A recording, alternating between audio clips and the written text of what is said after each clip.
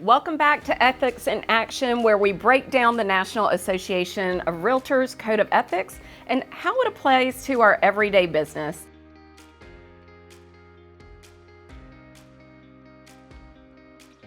I'm Lisa Alexander, and I'm with my co-host John Smith.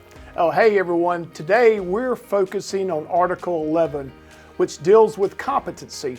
In short, the article reminds us that realtors should only take on work within their area of expertise and, when needed, engage the help of qualified professionals. That's right. The official language states that realtors should not provide specialized services that they're not qualified to perform unless they engage in assistance from someone who is. Essentially, it's about knowing what you know and what you don't know. So here's why Article 11 matters. Well, real estate is complex and there are so many different types of transactions. There's residential, commercial, land, short sales, property management, you name it. Each requires specific knowledge and skills. Exactly, Lisa. If an agent takes on any type of transaction they're not experienced in without the proper guidance, it can lead to costly mistakes, legal issues, lost trust with clients. Not to mention, it can also damage the reputation of realtors as a whole. One bad experience can make a client hesitant to work with any real estate professional in the future. Let's go through some real-world scenarios, Lisa, where Article 11 comes into play. So, scenario number one, the commercial real estate gamble. A realtor who specializes in residential sales is approached by a client wanting to buy a retail shopping center. The agent has never handled a commercial transaction before, but doesn't want to lose the business. They take on the deal without consulting a commercial expert. That's a pretty risky move. Commercial real estate has different contract structures, zoning laws, and pricing methods. If the agent makes an error, it could cost the client thousands or even lead to a failed deal. The right approach might be either refer the client to a commercial specialist or bring in an expert to help navigate the transaction. So here's another scenario, DIY property pricing.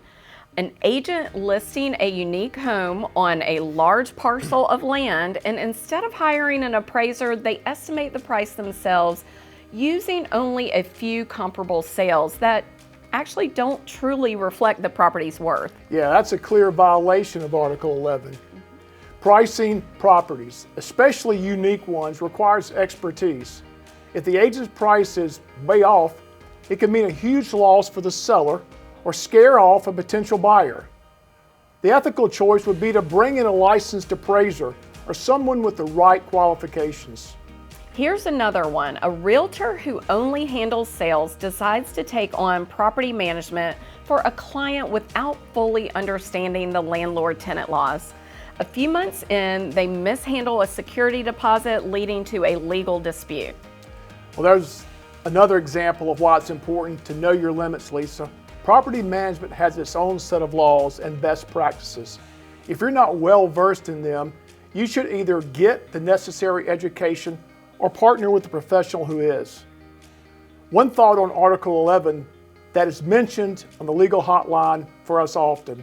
When undertaking a real estate transaction for which you are not experienced or competently knowledgeable, talk to your broker as soon as you can.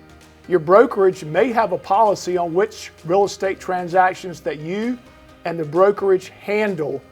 For example, residential, commercial, property management, vacation rentals, or market areas in South Carolina that your brokerage handles.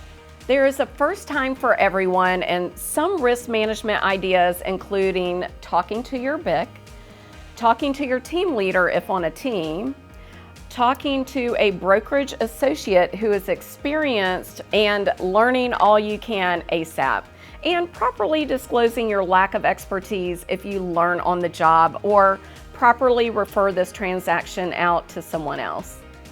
While your real estate license covers all real estate transaction types in South Carolina, your brokerage and your experience may not yet.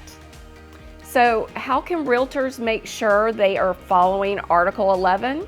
Well, first, Lisa, know what your experience is. Know what your expertise is. Stick to what you're trained and experienced in. Second, if you're venturing into new territory, don't go it alone. Team up with an expert or refer the client to someone qualified. And lastly, invest in education. If you want to expand your services and take the time to get the right training before diving in, that's a good choice. And at the end of the day, Article 11 is about professionalism and protecting our clients. Knowing our limits doesn't make us weak, it makes us trustworthy. Absolutely.